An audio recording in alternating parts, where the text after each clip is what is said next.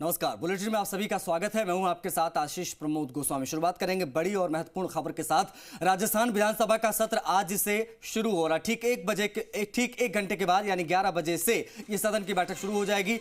आज राष्ट्रपति द्रौपदी मुर्मू का विशेष संबोधन भी होना है।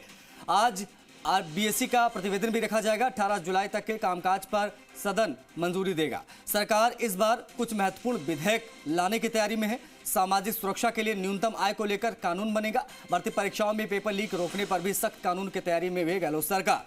अभी तक दोषियों को 10 साल की सजा के प्रावधान थे, लेकिन नए संशोधन के माध्यम से उम्र कैद के प्रावधान सरकार कराना चाहती है, इसलिए ये विधेयक ला रही है। राजस्थान स्टेट मेला प्राधिकरण विधेयक लाने की भी तैयारी है। इसके जरिए मेला प्राधिकरण का भी गठन किया जाएगा।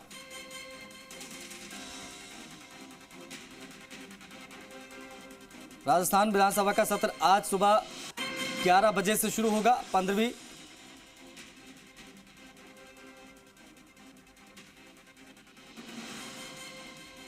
राष्ट्रपति का यह विशेष संबोधन भी होना है। आपको बता दें कई महत्वपूर्ण विधेयक वो हम ग्राफिक्स के माध्यम से आपको दिखाने का प्रयास कर रहे हैं कि कौन कौन से विधेयक हैं जिसको जो है सरकार पास कराने का प्रयास करेगी। इसके लिए सरकार ने भी पूरी योजना बनाई है, पूरी प्लानिंग है। साथ ही साथ में बीजेपी ने भी घेरने की पूरी तैयारी कर ली है। मतलब आप कह सकते हैं कि हंगामेदार रहने वाला है ये आखिरी सत्र मौजूदा सरकार का। ठीक 11 बजे सदन की कार्यवाही शुरू हो जाएगी। आज कई महत्वपूर्ण चीजें हमें देखने को मिलेंगी, जिसमें आज बैठक होगी 11 बजे से। सदन की कार्रवाई के बाद में राजस्थान विधानसभा का सत्र 11 बजे सदन की बैठक शुरू हो जाएगी। बीएससी का प्रतिवेदन आज रखा जाएगा।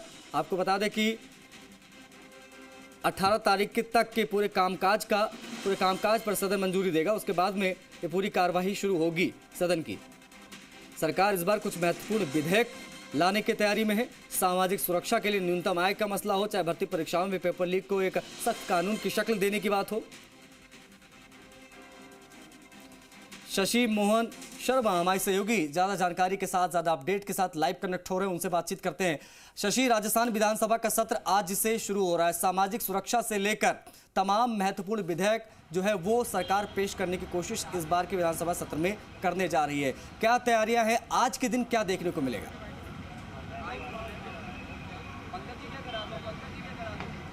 आशीष, अगर आज के दिन क्या देखने को मिलेगा इसकी बात करें तो आज का दिन अपने आप में ऐतिहासिक और अनोखा होगा। ये पहला मौका होगा जब राजस्थान की विधानसभा में देश की राष्ट्रपति विशेष संबोधन देंगी। और राष्ट्रपति का विशेष संबोधन इस मायने में कि इस विधानसभा का ये नया भवन है राजस्थान की विधानसभा का। इससे पहले शहर में जो टाउन हॉल है, पुराना टाउन हॉल, उसमें विधानसभा होती थी।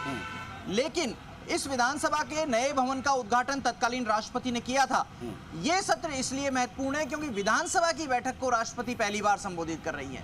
विधायकों की बैठक जिसमें केवल विधायक होंगे, ये बात सही है। पूर्व विधायक, पूर्व सांसद, पूर्व मंत्री वो भी पहुंचेंगे राष्ट्रपति को सुनने के लिए, लेकिन उनके लिए बैठने की विशेष व्यवस्था होगी। सदन में जिस तरीके से विधायकों की बैठने की व्यवस्था होती है उसको राष्ट्रपति संबोधित करेंगी।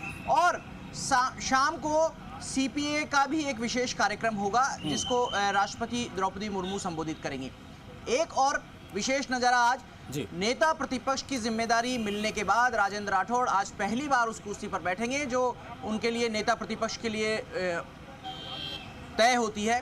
उस कुर्सी के ऊपर राजेंद्र राठौड़ कह रहे हैं गुलाबचंद कटारिया की कमी खलेगी, लेकिन फिर भी उनकी कोशिश होगी कि सरकार को घेरा जाए।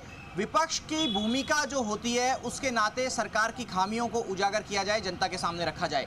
आज बीएससी की बैठक का प्रतिवेदन रखा जाएगा। संभवतः 18 जुलाई तक बैठक चलेगी। ये कामकाज 18 जुलाई तक तय हो गया है। हालांकि 18 जुलाई को फिर बीएससी होगी। ये सत्र आमतौर पर संक्षिप्त ही रहता है, 5 से 7 दिन का रहता है, कई बार 4 दिन का भी हुआ है। लेकिन इस सत्र में एक ऐतिहासिक काम सरकार करने वाली है।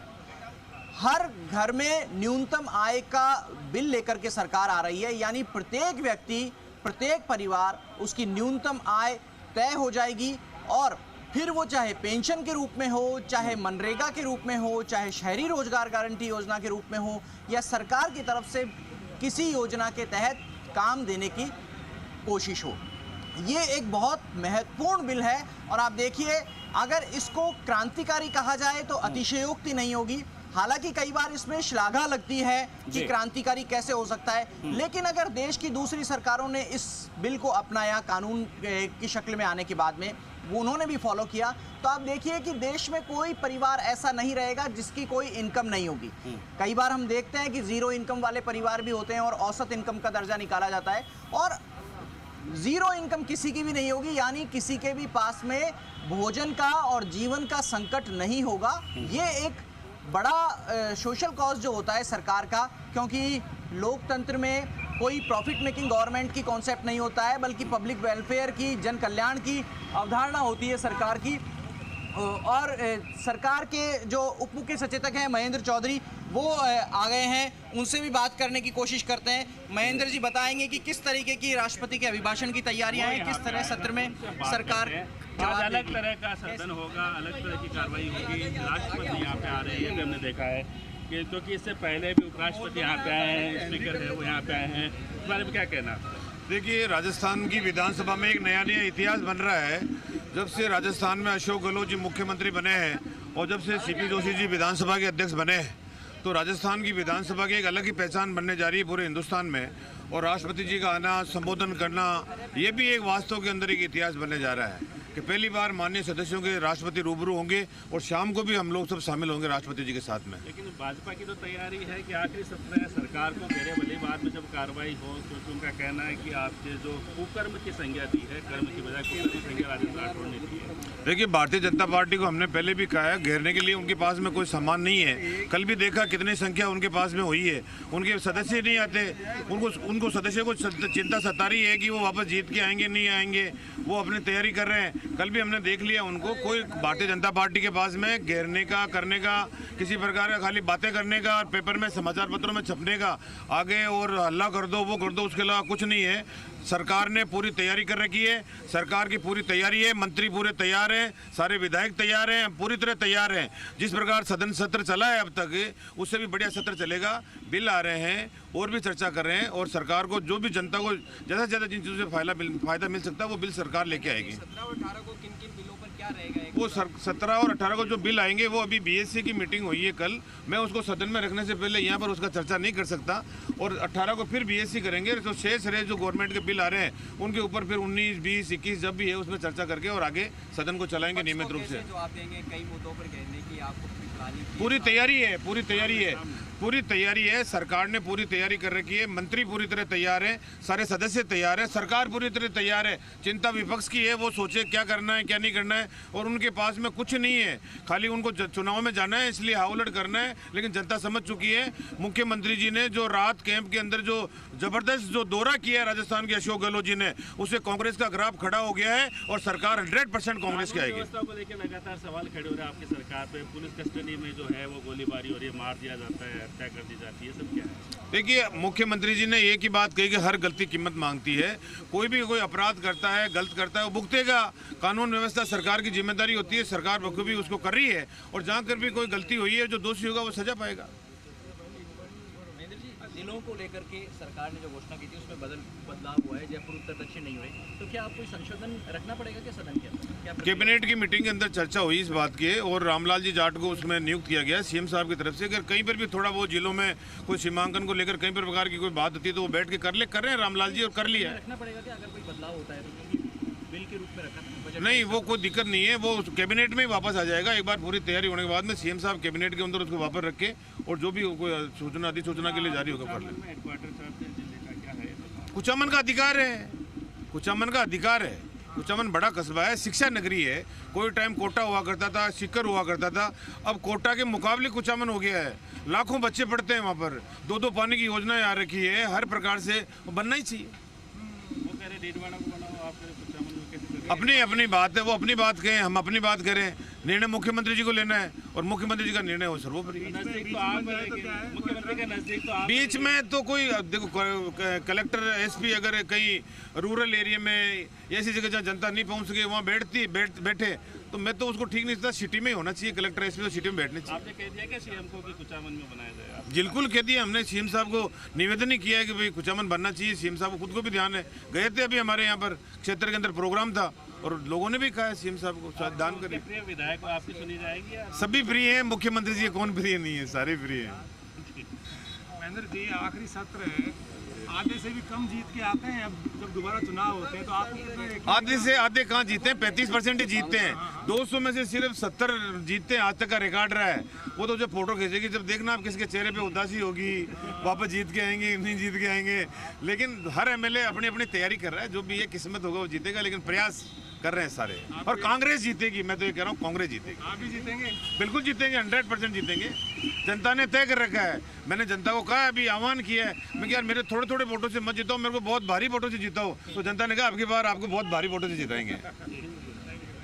महेंद्र चौधरी, जिनका खुद का मामला भारी और भारी वोटों से जिताने की अपील उन्होंने की है जनता से, महेंद्र चौधरी ने। और वो ये भी कह रहे हैं कि कुचामन ही ज़िला बनने की अहमियत रखता है और भारी वोटों से उन्होंने खुद को जिताने की अपील जनता से की है। ये भी कहा है कि थोड़े थोड़े वोटों से मत जिताओ। तो आपने देखा कि विधानसभा का आखिरी सत्र है, विधायक भी मान रहे हैं। हालांकि महेंद्र चौधरी फ़ोटो की बात कर रहे थे कि फ़ोटो खींचेगी तब देखना किसके चेहरे पे मायूसी होती, किसके चेहरे मुस्कुराए होते हैं। लेकिन इस सत्र में जो आखिरी बार सत्र होता है उसमें फ़ोटो खिंचवाने की परंपरा है, वो जहाँ तक मुझे ध्यान आता है पिछले बार हो चुकी है, क्योंकि गुलाब चंद कटारिया तब असम के राज्यपाल मनोनीत किए जा चुके थे। उनका भी इस सत्र में आखिरी बैठकों का समय था और तभी ये फ़ोटो हो चुकी है। और लिहाजा अब नहीं लगता कि वो आखिरी फ़ोटो सेशन होगा। और आज का जो सत्र है वो ज़रूर यादगार रहेगा। आज की बैठक यादगार रहेगी जब राष्ट्रपति द्रौपदी मुर्मू पहली बार राजस्थान की विधानसभा में विधायकों को संबोधित करेंगे। अच्छा, और क्या कार्यक्रम राष्ट्रपति महामहिम राष्ट्रपति का रहने वाला है? शशि, सुनने में आया था ये भी कि खबरों में कि डिनर इत्यादि भी प्लान किया गया है महामहिम राष्ट्रपति के लिए। सीपी जोशी साहब ने प्लान किया है।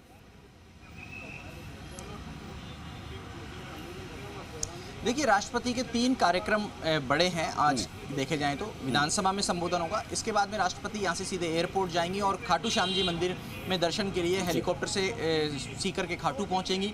दर्शन के बाद में वापस यहाँ पर जयपुर पहुँचेंगी। राजभवन में थोड़ी देर विश्राम होगा। शाम को सीपीए का एक प्रोग्राम है, कॉमनवेल्थ पार्लियामेंट्री एसोसिएशन का जो राजस्थान चैप्टर है उसका सेमिनार है, संसदीय और विधायी परंपराओं पर और किस तरीके से कंट्रीब्यूशन रहना चाहिए उसके ऊपर एक सत्र है, जिस सेमिनार का उद्घाटन सत्र को राष्ट्रपति संबोधित करेंगी। और उसके बाद में एक डिनर का कार्यक्रम है जो राजस्थान इंटरनेशनल सेंटर में होगा और राष्ट्रपति के सम्मान में ये डिनर सीपीए की तरफ से दिया जा रहा है। जी शशि, एक चीज़ और महत्वपूर्ण, हम लोग लगातार बात कर रहे हैं कि ये पूरा जो सदन चलने वाला है 18 तारीख तक का, इसमें बहुत सारे विधेयक जो है वो सरकार पेश करने की कोशिश करेगी। जाहिर तौर पर ये आखिरी मौका होगा कि बेस्ट से बेस्ट आउटपुट निकलकर सामने आए इन तमाम चीज़ों का। अब ऐसे में चाहे वो सामाजिक सुरक्षा की बात हो, फिर चाहे वो पेपर लीक का मामला हो, उस पर एक सख्त कानून की बात हो, संगठित अपराध को लेकर विधेयक लाने की बात हो, ये कितनी बड़ी भूमिका निभाने जा रहा है इस बार के चुनाव में, क्योंकि लोगों के हित की बात सरकार कर रही है। उसी को लेकर ये पूरा अमली जामा पहनाने की कोशिश, कानूनी शक्ल देने की कोशिश होगी इन इरादों को।